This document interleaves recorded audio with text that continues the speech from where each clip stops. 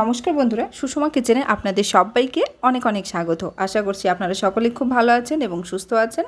আজ আমি আপনাদেরকে বানিয়ে দেখাবো আনারসের শরবত বা পাইনাপেল জুস। আনারস কিন্তু এই দিনে খাওয়া ভীষণই উপকারী, বিশেষ করে এই বর্ষার দিনে যে সর্দি কাশি লেগে বাচ্চাদের জ্বর হয় বা বড়দেরও এই জ্বরের সময় কিন্তু আনারস খাওয়া ভীষণই উপকার। আর বাচ্চারা দেখবেন আনারস খেতে একদম পছন্দ করে না।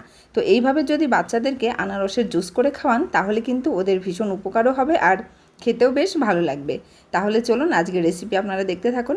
তো আনারসের জুস বানানোর জন্য প্রথমে আমি এখানে নিয়েছি আনারস, আর আনারসটাকে খুব ভালো করে কেটে আমি ধুয়ে নিয়েছি আর এভাবে একটু ছোট ছোট করে কেটে নিয়েছি।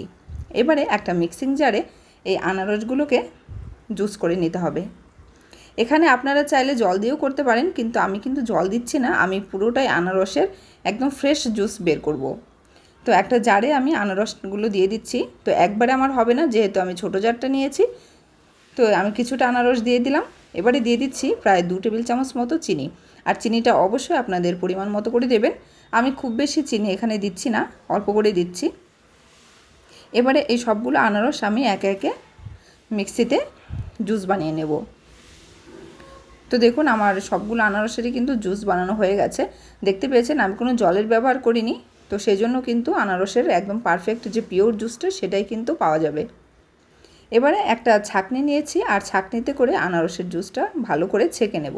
কারণ হচ্ছে যে ছোবড়াগুলো থাকে ওগুলো কিন্তু খেলে ভালো লাগে না, তো সেজন্য একটু ছেঁকে নিলে খুব ভালো হয়। এভাবে একটা চামচ দিয়ে আমি নেড়েচেড়ে ভালো করে ছেঁকে নিচ্ছি।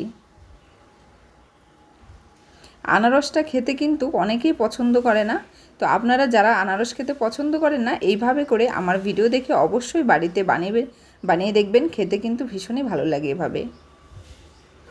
তো দেখতে পাচ্ছেন আমার আনারসের জুসটা বের করা হয়ে গেছে, আর কতটা ছোবড়া বেরিয়েছে সেটা আমি ফেলে দিচ্ছি।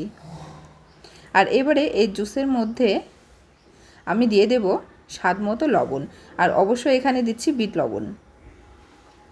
আপনারা যদি চান তাহলে বিট লবণের বদলে এমনি রান্নার যে লবণটা হয় সেটাও দিতে পারেন, যদি বিট লবণ বাড়িতে না থাকে। আর যদি থাকে তাহলে অবশ্যই কিন্তু বিট লবণটাই দেবেন, কারণ বিট লবণের টেস্টটাই কিন্তু আলাদা হয়।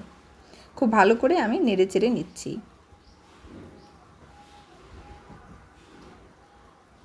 এবার আমি এখানে দিয়ে দেব লেবুর রস। তো তার জন্য আমি একটা গন্ধরাজ লেবু নিয়েছি। তো এই লেবুটাকে আমি 4 পিস করে কেটে নেব, তারপরে পুরো লেবুটার রসটাই আমি এখানে দিয়ে দেব।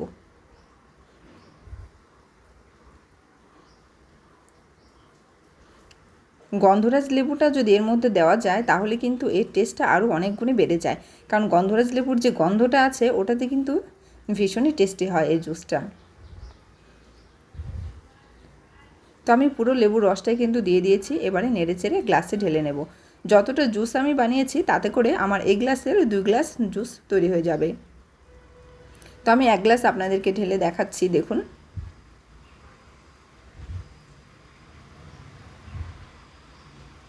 বাকিটা আমি রেখে দেবো, ওটা আমি পরে করছি। এবার আমি দিয়ে দিচ্ছি 4-5 পিস বরফ। আপনারা চাইলে বরফটা নাও দিতে পারেন, কিন্তু আমি দিচ্ছি, বরফ দিলে আমার একটু ভালোই লাগে। আর একটা আনারসের স্লাইস দিয়ে সাজিয়ে নিচ্ছি।